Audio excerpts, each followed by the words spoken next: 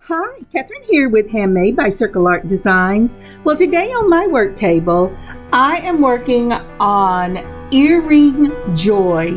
This will be part one of an earring series using the June Bargain Bead Box.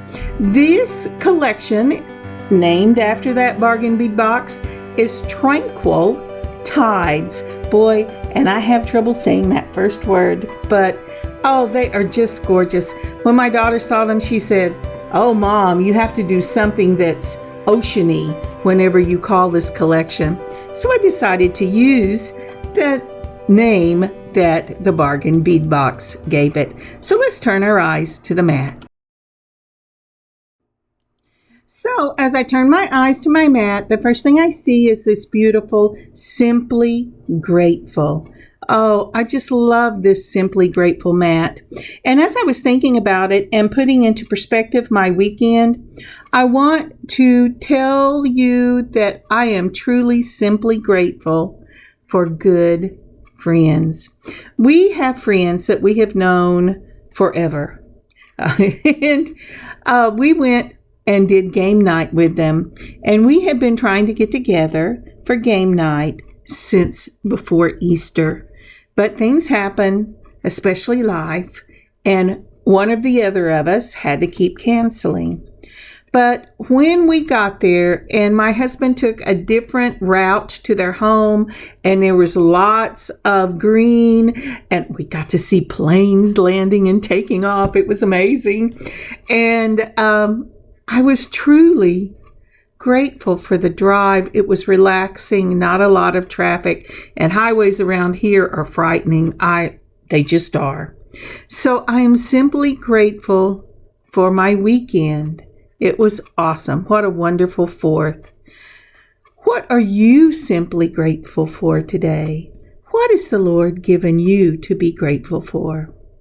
All right, let's turn our eyes to the mat. I just love this color palette. These will make gorgeous earrings. I'm going to start out with these rondelles. These are crystal faceted rondelles in a steel blue. And then I have also pulled out these gorgeous little round, I believe they're sodalite beads. Let me check here. Yes, they're a 4x5 millimeter sodalite rondelle bead. They are just gorgeous. I pulled the 21 gauge copper head pins, antique copper. And what I'm going to do here is I'm going to start out. Oh, I have also pulled out some jump rings. I don't know if I showed that to you.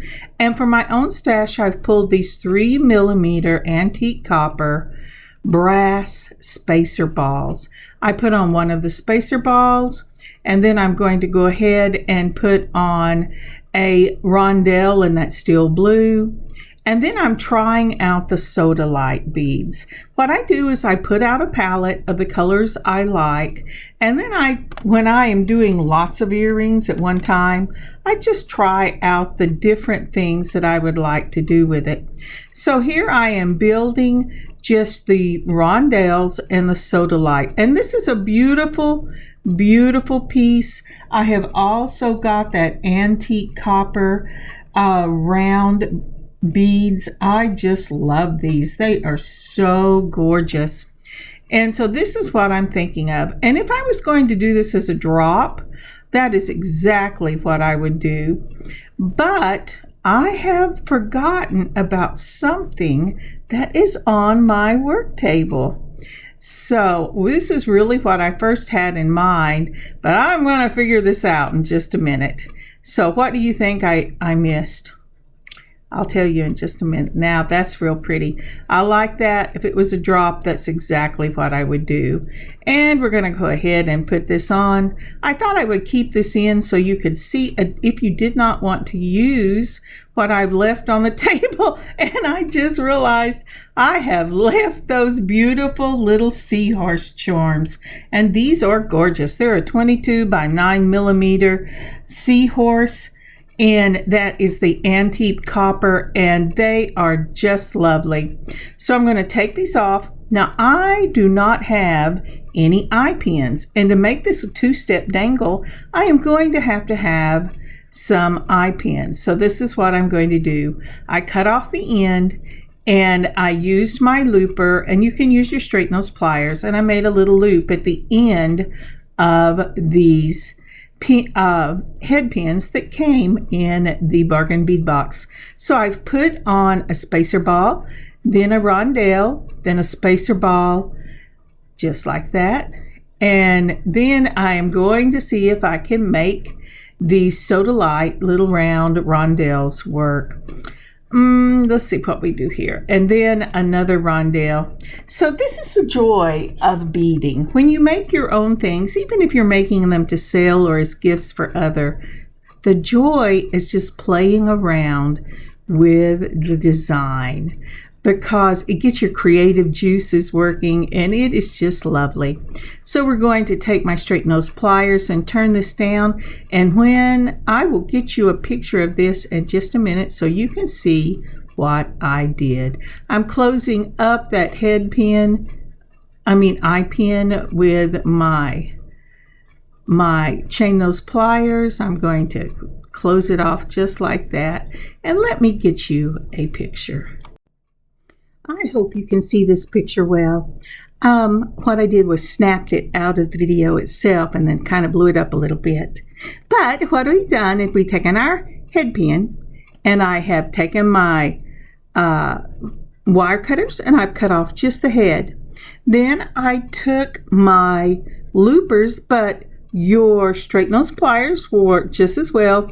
You want to put it right at the end of the straight nose pliers, and then just turn a loop and back it off a little bit so it'll be right over the center of the wire, and then close your loop. Now, up at that top there where you see the one completed, I started with a 3mm spacer ball. Then I put on that faceted crystal rondelle and the steel blue, and then I put on those Sodalite rondelle, a crystal rondelle, a Sodalite rondelle, a crystal rondelle, and then I put on another one of the 3mm spacer balls. Once I've done that, I took my straight nose pliers and I turned a circle and pulled it back just a little bit so that it was straight over the wire, and closed it up with my chain nose pliers. And now we're ready to do this again.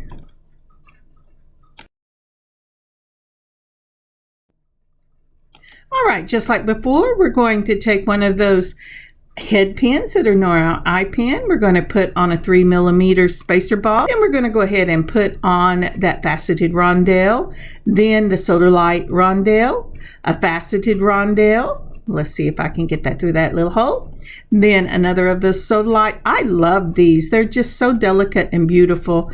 Then another of the faceted rondelles. And then we are going to finish it off with that beautiful little brass antique copper spacer ball. I love these. I just ordered these off of Amazon. And if you notice how I'm turning the loop and I'm making little steps when I turn, a lot of people can just do it in one little twist and have a beautiful circle, but I have issues with my hands, and so I have a tendency to do teeny little steps. Now here I put it between two chain nose pliers, and what I'm doing is I'm twisting my eye pin so that my loops are in the same plane, because even though this doesn't have a front, a back, or a side, when I put on my little seahorse charms, it will.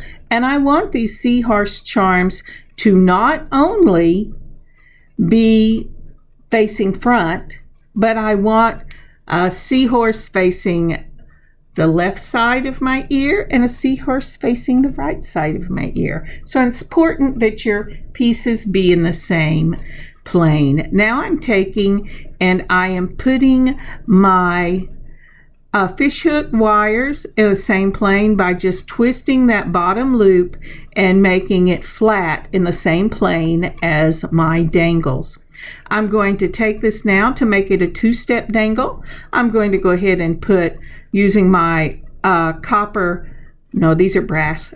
brass jump rings, and I put on my charm first, and then with what I consider the right sides, always put right sides touching, I have put on my dangle. And what you saw me there, I am filling the top of my jump ring. If it is rough, your jump ring is not completely closed. You want it to be smooth when you run your finger over it. Sometimes it's open side to side, but this one, it had gotten just a little on top of each other. And I took my chain nose pliers and just gave it a little love tap and made sure that it was touching flat. All right, we're going to do the same thing. Now to open this jump ring, I'm taking my chain nose pliers, holding it one side with the chain nose pliers, and then, oh dear, I am saying, where is that? Okay, and then with my other chain nose pliers, I just twist one wrist. If you notice, back it up if I was too quick, because you do not want to do a figure eight with these. It stresses the metal. Then you're going to go ahead and put on your dangle and your seahorse, and you're going to twist it and touch it. Make sure that it's not rough in that jump ring, and then go ahead and lay out your seahorses the way you want them. I want mine facing in towards my ears. The reason I do this is so I can decide what is the right side of this earring. Now, when I did that, I discovered that to make these particular charms face the same way, I was going to have to move my fish hooks back into the original size, because when I laid these little charms down, I realized that even though my dangles were right, my charm was in a different plane, and I wanted that charm to face forward. So it's real important that you lay these down, decide where you want them to be, and when you're making them, and give yourself some grace. If, like I did, I could have said, oh, well, they're just going to have to sit the way they want to sit. But I knew what I wanted. And as the designer, I have the ability to go, oh, well, we need to change this. I could have said, oh, I need to add another jump ring, but I didn't really want any more length on these dangles. So I just moved it back into the other space. Now then, I've put them on. And let's see if I've got them. Oh, and I do not. I have one of my charms going the wrong way, and I will have to fix that. But when it's going the right way, one of your charms should face one way and one should face the other. So note, because I was looking at this and I went, now why did this not work out whenever I laid them out? It's because I have my fish hooks and my dangle in a different plane. When I put these earrings on, or the lady who's already bought them put these earrings on, once the fish hook goes inside with that dangle, the earring itself facing to the side, these earrings end up facing the correct way in the ear. Now I say the correct way. I see a lot of earrings where everything goes to the left or everything goes to the right, and there's nothing wrong with that. But when I learned to make jewelry, if it was possible, unless you had a one-sided charm that there was nothing you could do about, you made one side face in and the other side on the other side face in, or you did it opposite. But that is why when I put these up to my ear, they face the correct way. When the lady put them on, they face the correct way, and she loves them. And now she's ordered some turtles in the same design. All right, here we go. But before we move on to earring number 2 in this collection, would you please like and comment on this video? And if you haven't subscribed to our channel yet, would you please subscribe and help us to grow? And if you would share this to your own channel, that would be amazing. Or share it to your friends. Thank you so much. So moving on to earring number 2, we're going to start out with these gorgeous Magma AB beads. These are the 8mm faceted rounds. Aren't those gorgeous? I just love those. And then, and they are from the June Bargain Bead Box. And we're going to be using a couple more of the beautiful steel blue rondelles, those lovely little faceted crystals. Then we're going to pull out the bead caps that were provided for us in the June Bargain Bead Box. These are gorgeous little bead caps, and I really love them. They are just so pretty.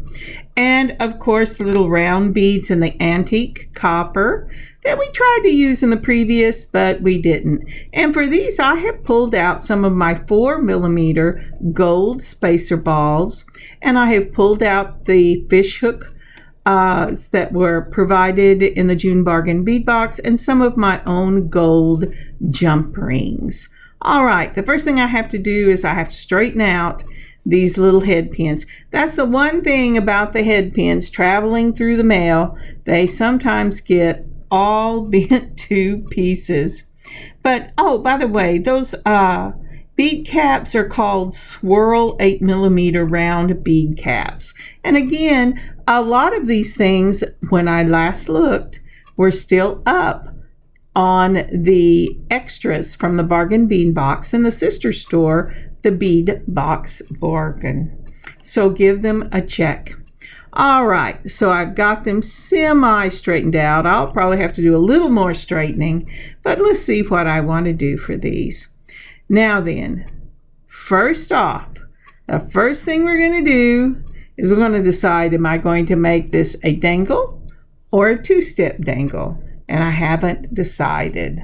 You know what? I think I'm going to, since I didn't show you earlier, what I do is I take my wire cutters and cut off just the head pin itself if I'm having to make these into eye pins.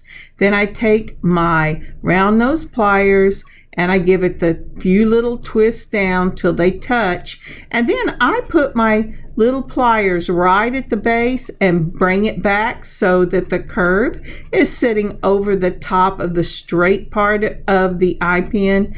And then no matter how much I try, I can't do it with that. You need your chain nose pliers, and I go ahead and close it off and make sure that circle sits right between both sides so that the straight part of your eye pin is centered over that circle.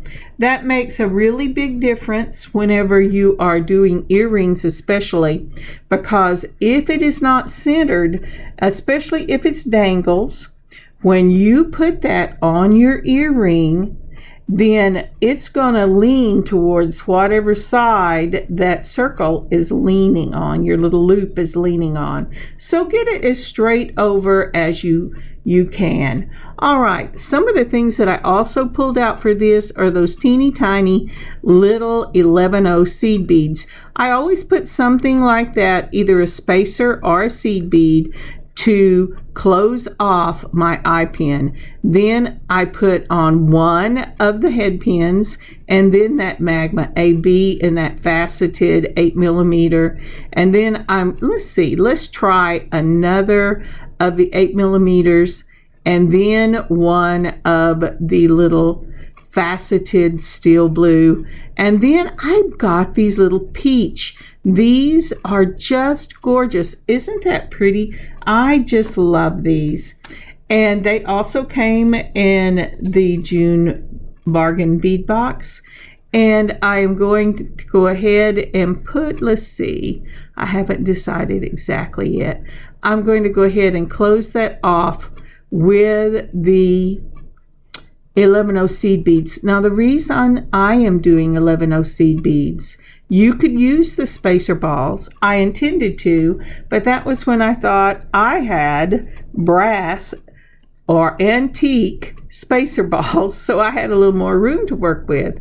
But this ends up not making the earrings too long. I don't particularly care for earrings that are too long, and I know a lot of people do, but I don't want it brushing my collarbone. That I have a little short neck, and brushing my collarbone makes me feel like my hair is tickling me. So I don't do that. All right, so we're going to try this again, and I'm going to see, just for grins, if I like the spacer ball instead of the 11-0. So in order to see if that works, I also have to see if I like the 11-0. I'm sorry, if the 11-0 will give me enough room. So I'm building it the same way, only I'm starting out with that 4mm spacer ball. I have put on the Magma 8mm. I've put on the 11-0 seed bead. I've put on the rondelle.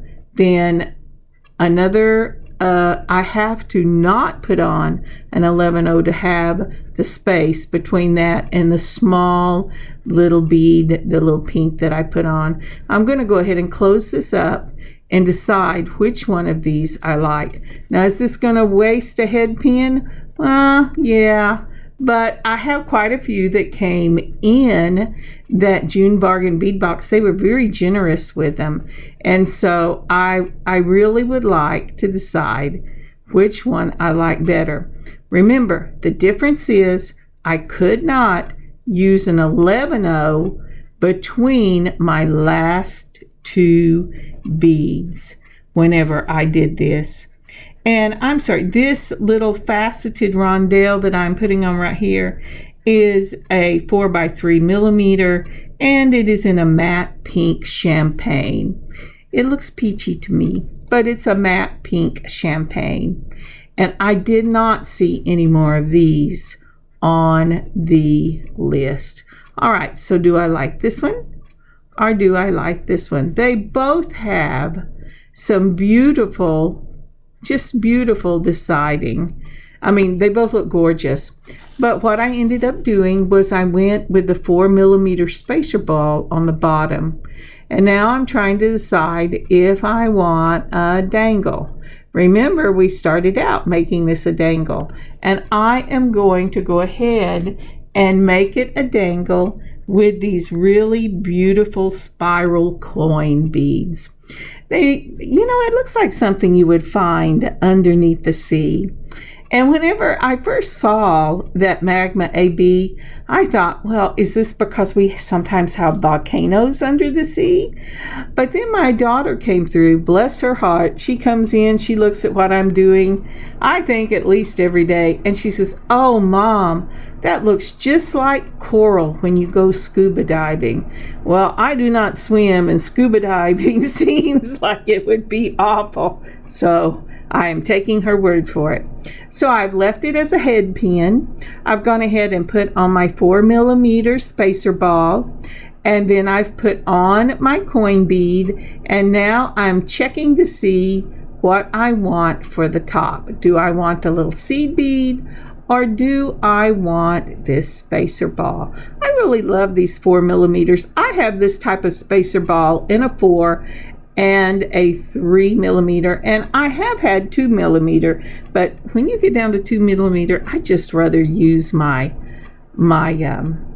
seed beads. All right, this is my looper. I put the bead right up against the edge of the looper. The other end goes in the little hole. I mash the handles. Then I push it back just slightly. And the reason I push it back when I use the looper is because you want this to do the same thing you do with your straight nose pliers. You want to make sure that that loop is going to be centered in the straight part of your head pin or your eye pin. My Texas shows sometimes. Okay. I'm sorry. I have fear about when people put on the captions that what comes out of my mouth whenever an AI decides to give a script. on what I have said. All right, so I have made one of those little charms. I'm going to go ahead and make another one of those little charms. I started out with the 4mm spacer ball, and then I'm going to put on that coin bead, and I have to get out some more spacer balls in case you're wondering what I'm doing right now. Now I'm filling time while I get back, because for some reason I decided, oh, that's all the spacer balls I'm going to need for this part. And it wasn't. So I'm having to get out some more. So that's what I'm doing. So I went ahead and I put on my spacer ball. I'm putting on that beautiful little antique copper coin bead. Then I'm going to put on another spacer ball. And if I haven't said this, this is a mixed metal pair of earrings. Most of the time mixed metals go with silver and gold. But I love the gold and copper. Even gold and dark brass or antique brass is gorgeous. I just love the richness of the colors to go together. I put that bead right up against the jaws of my loopers. I've mashed it together, pushed it back a little bit so it'll make a question mark. And then I'm going to go ahead and take my straight nose pliers, and I'm going to bring this down so that it touches itself, and then I will hold it right on the edge, back it back up so that the loop goes right over the top of the earring. We want it in the middle, right over the top of the earring. I cannot tell you how many store earrings I have seen with the dangles, and their poor little dangles kind of hang crooked because, you know, when you're mass producing this, it's really hard. I can't imagine. I'm sure they have machines that do this for them, but still, I got this loop a little too close, so I opened it up, and I'm going to have to close this one with my straight nose pliers. Now, but still, you know, it's a machine. It can't be precise all the time, just like we can't be precise all the time.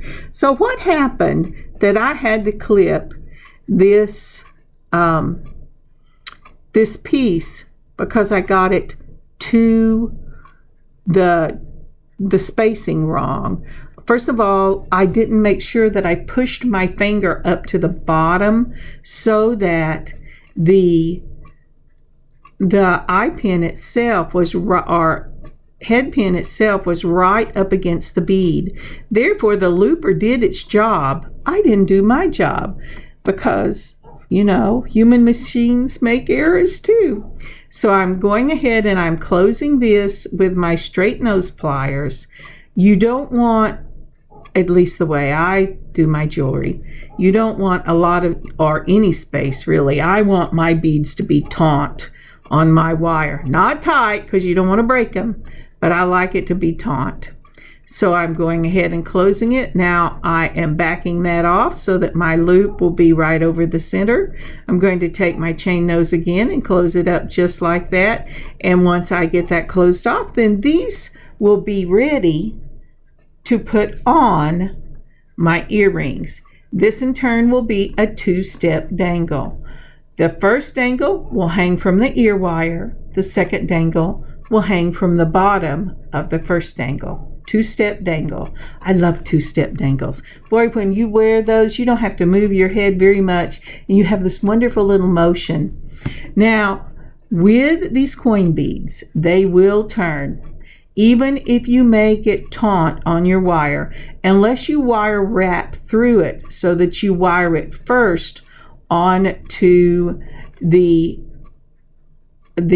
eye pin itself, you're going to have some turning in this, and I'm okay with this kind of earring. That doesn't bother me at all. I opened it up with a twist of one hand, keeping the other one taut.